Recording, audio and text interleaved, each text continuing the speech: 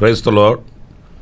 ప్రభువైన యేసుక్రీస్తు నామములో మీ అందరికీ మా హోసన్నా మినిస్ట్రీస్ తరపున హృదయపూర్వకమైన వందనాలు తెలియపరుస్తున్నాను.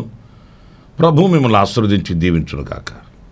పురిలర పరిశుద్ధ గ్రంథంలో యోబు గ్రంథం 33వ అధ్యాయం 23వ వాక్యాన్ని 24వ వాక్యాన్ని నేను చదువుతున్నానండి. నరులకు యుక్తమైనది ఏదో దానిని వానికి తెలియచేయుటకు వేలాది దూతలలో గనుడగు ఒకడు వానికి మధ్యవర్తి అయి ఉండిన ఎడల. పురిలర ఈ వాక్యాన్ని మీరు జాగ్రత్తగా ఆలకించండి. వానికి మధ్యవర్తి అయి ఉండిన ఎడల దేవుడు వాని యందు కరుణ చూపి పాతాళంలోనికి దిగి వెళ్లకుండా వానిని విడిపించును. ప్రాయశ్చిత్తము నాకు దొరికినని సెలవిచ్చెను.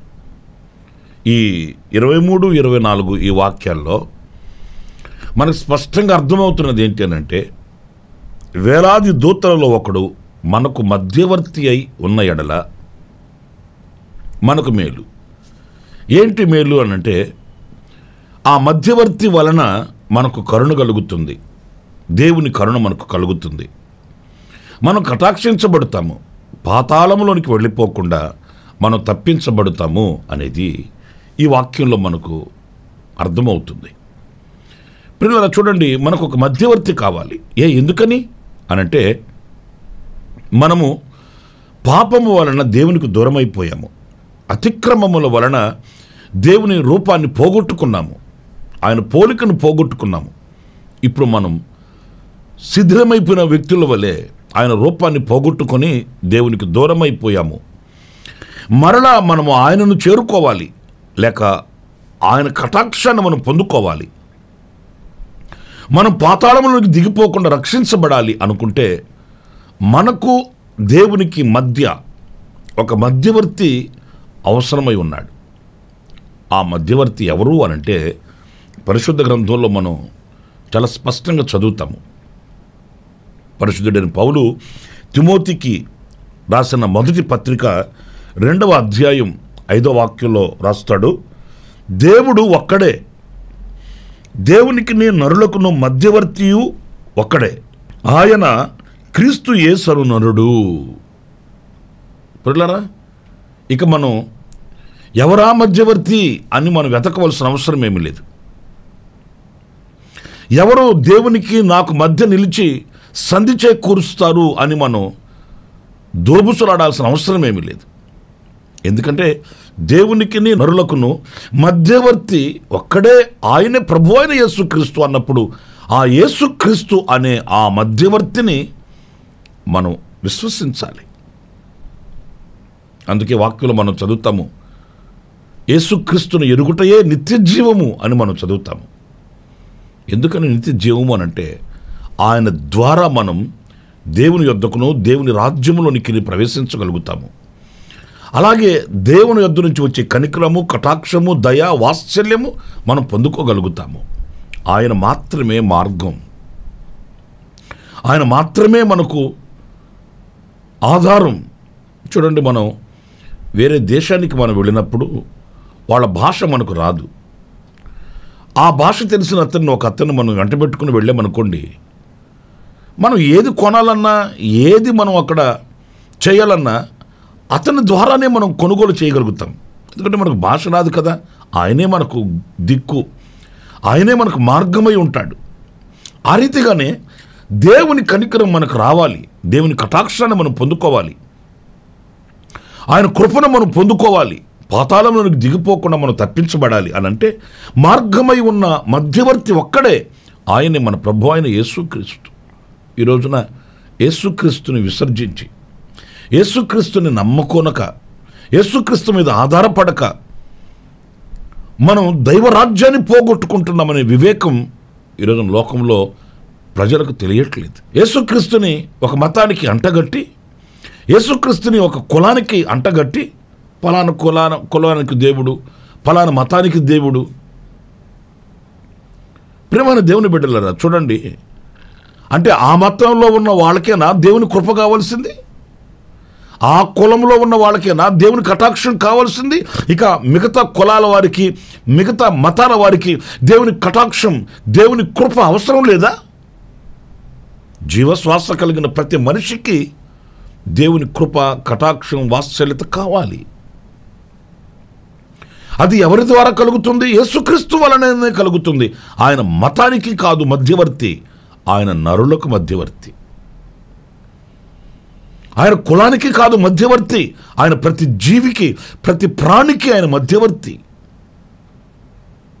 అన్నప్పుడు ఈ రోజున ఆ మధ్యవర్తిని విశ్వసించి ఆయనను వెంబడించి ఆయన అడుగు జాడలలో మనం నడిపించబడిన వారమై ఆయనతో అడుగులు వేస్తూ ఆయనతో గనక మన యాత్ర ముందుకి కొనసాగితే ఆ దేవుని కటాక్షం, దేవుని కనికరం మనకు కలుగుతుంది.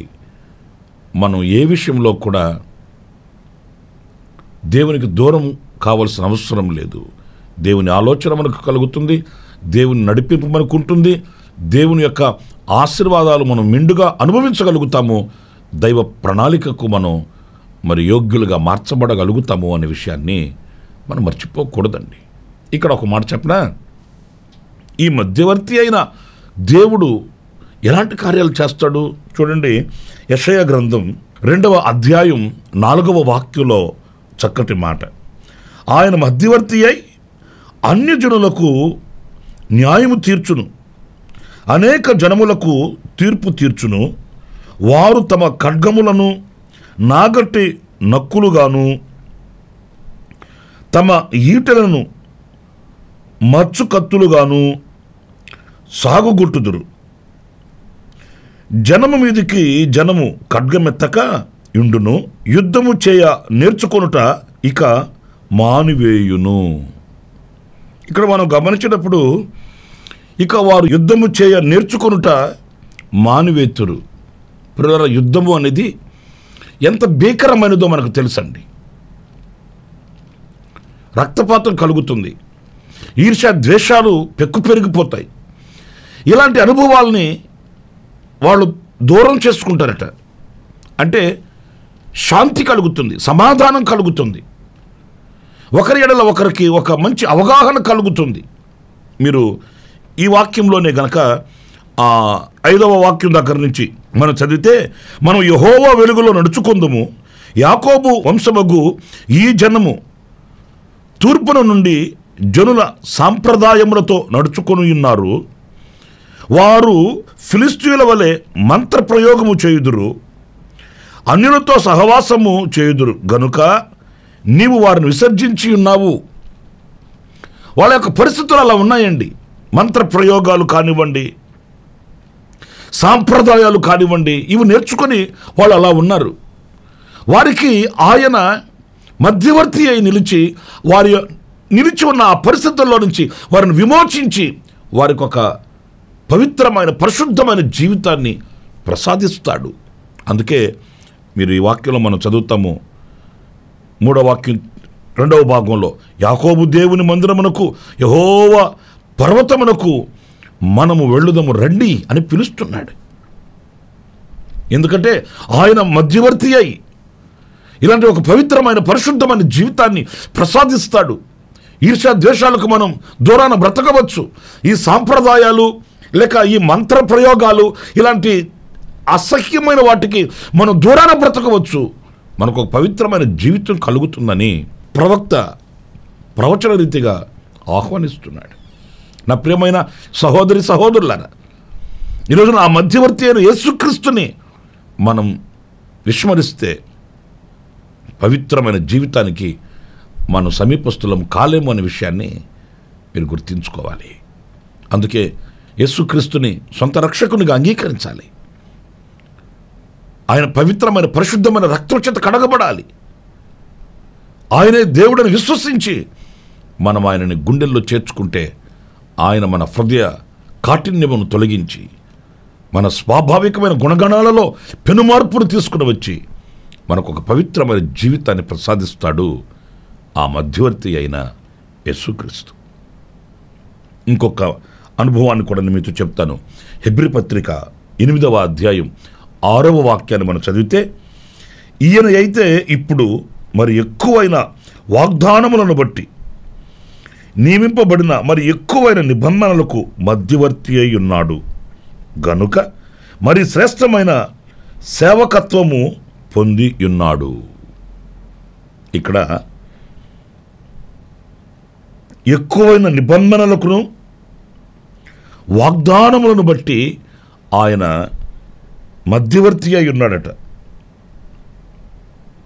ప్రియమైన దేవుని బిడ్డలారా చూడండి, మరి ఎక్కువైన వాగ్దానములను బట్టి నియమింపబడిన మరి ఎక్కువైన నిబంధనలకు మధ్యవర్తి అంటే, మరి ఎక్కువైన నిబంధనలకు మధ్యవర్తి అంటే ఏంటి? ధర్మశాస్త్ర గ్రంథం ఉంది. ఈ ధర్మశాస్త్ర గ్రంథము వలన ఎవరు నీతిమంతులు కాలేకపోయారండి.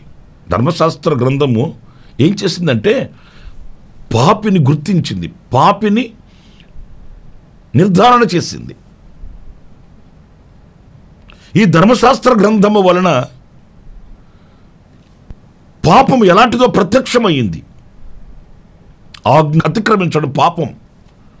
ఆ ఆజ్ఞ లేకపోతే పాపం లేదు కదా. ఆ ఆజ్ఞ ధర్మశాస్త్ర గ్రంథముగా ప్రత్యక్షమైంది. అందుకే దేవుని వాక్యంలో పరిశుద్ధులైన పౌలు చెప్తాడు, పాపమునకున్న బలము ధర్మశాస్త్రమే కదా అంటాడు. అసలు ఆజ్ఞ అనేది లేకపోతే పాపం అనేది ప్రత్యక్షం కాదు కదా. అందుచేత ఈ ధర్మశాస్త్రము వలన పాపం ఎలాంటిదో ప్రత్యక్షమయ్యింది, పాపి నిర్ధారణ చేయబడ్డాడు.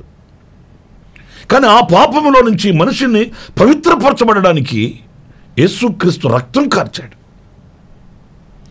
ఇప్పుడు మరి ఎక్కువైన నిబంధనలకు మన ప్రభు అయిన యేసుక్రీస్తు మధ్యవర్తి అయి నిలిచాడట. అంటే అనేక నిబంధనలు మన మీద ఉన్నాయి, మన చుట్టూ ఉన్నాయి. అనేక నిబంధనలను మనం నెరవేర్చవలసి ఉన్నది. అనేక నిబంధనల ద్వారా మనము నీతిమంతులుగా పరిశుద్ధులుగా మనం మార్చబడవలసి ఉన్నది.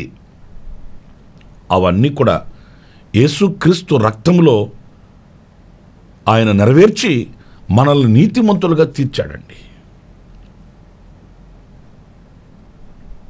మనల్ని పవిత్రులుగా పరిశుద్ధులుగా ఆయన ముద్రించాడండి.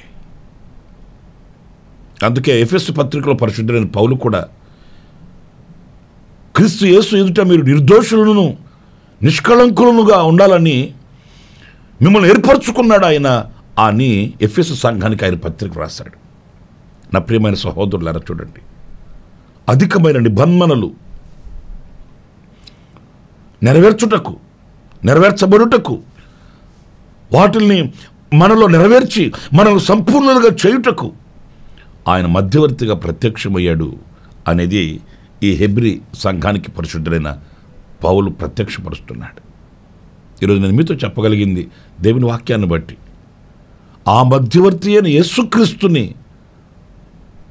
మన సొంత రక్షకుడుగా అంగీకరించి ఆయనకు మనల్ని మనం అప్పగించుకుంటే ఆయన ఒక పవిత్రమైన జన్మగా మనల్ని మలచి మార్చి ఆయన మనకు మధ్యవర్తిగా ముందుగా నడిచి ఆయన మనల్ని నడవవలసిన మార్గంలో నడిపిస్తాడు. చేరవలసిన గమ్యానికి ఆయన మనల్ని తీసుకుని వెళ్తాడు. గనుక ఆ మధ్యవర్తి అయిన దేవునికి ఆ పాదమస్తకం అంకితం చేసుకొని ఆయనకు మనం లోబడి శిరస్సు వంచి ఆయనతో అడుగులు వేద్దాం, దైవ కృపను పొందుకుందాం. అప్పుడు మనం కటాక్షింపబడిన వారమై నిత్య నరకాగ్నికి మనం దిగజారిపోకుండా మనం రక్షించబడతాము, కాపాడబడతామని వాక్యం చెప్తుంది. తలలు వంచండి, ప్రార్థన చేసుకుందాం. కృపా సత్య సంపూర్ణుడ జీవాధిపతి అయిన ప్రభువా, మీకు వందనాలు చెల్లిస్తున్నాను నాయన. నీవు కృప చూపించు దేవుడవు తండ్రి, మీరు దయ చూపించు దేవుడవు. మీ దయను మీ కనికరాన్ని మేము పొందుటకు మీ కుమారుడైన యేసుక్రీస్తుని లోకానికి మీరు పంపించారు. యేసుక్రీస్తు యందు మేము విశ్వసించుట వలన ప్రభువా మేము మధ్యవర్తికి లోబడిన వారమై ఆ మధ్యవర్తి అయిన యేసుక్రీస్తు వలన కలిగే దివ్యమైన ఆశీర్వాదాలు మేము పొందుకొని మీతో సంధి చేకూర్చబడుటకు నాయనా మీరు వేసిన ప్రణాళిక గొప్పది. ఆ ప్రణాళికను గుర్తించిన వారమై